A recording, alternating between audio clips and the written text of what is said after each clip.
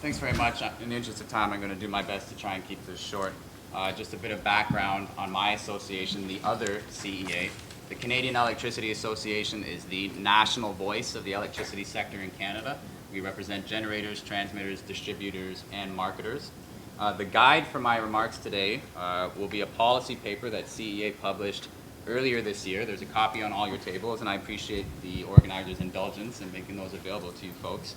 The policy paper does two things. It describes the key aspects of the bilateral electricity relationship, and it also offers some policy recommendations in 4 strategic areas. Some of my remarks today will also foreshadow testimony that my boss will be giving next week at a hearing at the subcommittee, which Mr. Whitfield chairs. So to provide a bit of quick context, if you have the paper in front of you, I direct your attention to... Would you give us a copy? Sure. The maps and the charts on pages 5 to 8.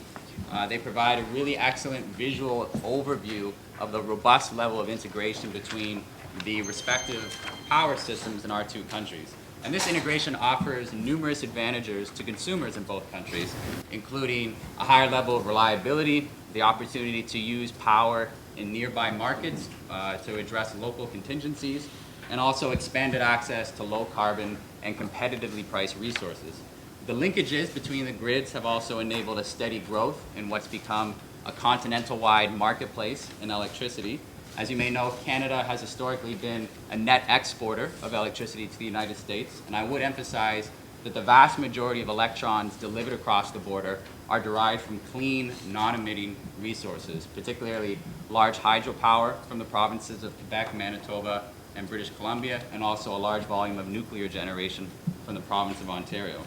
Now, the map on page 6 will give you a good overview of the number of physical interconnections between the grid. There are over 35 in total, and the expansion of these linkages continues to be a proposition that has much economic and public policy interest appeal.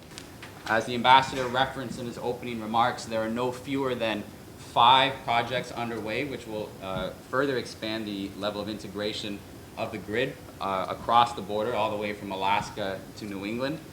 These projects will all support the development of clean, non-emitting resources, including resources located in the U.S. So in our view, the further expansion of our integration in the grid presents an excellent opportunity to maximize North America's clean energy potential rather than leave it stranded. More broadly, the push to integrate more non-emitting resources into the grid is one of the many drivers behind a pressing need for significant investment in electricity infrastructure across North America. In Canada alone, investments totaling $350 billion are needed to refurbish and renew infrastructure over the next 20 years. This represents the highest average annual investment requirement in our country's history. And as you may know, the U.S. sector is also facing a daunting task, if not equal, but greater magnitude. With respect to, in short, we need to invest heavily in electricity infrastructure. So what are the major obstacles? I'll briefly just touch on 4 and perhaps have some further dialogue on those in the Q&A. First, as a common theme that you've heard today, regulatory and permitting hurdles. Are we going to have a 21st century regulatory system to oversee the development of a 21st century grid? Second, fragmented system planning processes, which all too often are at the risk of politicization. 3, the need for public permission and social license. And here I do want to recognize that there is a burden on the industry to better articulate the value proposition of electricity to consumers to shore up their support for these investments that are needed.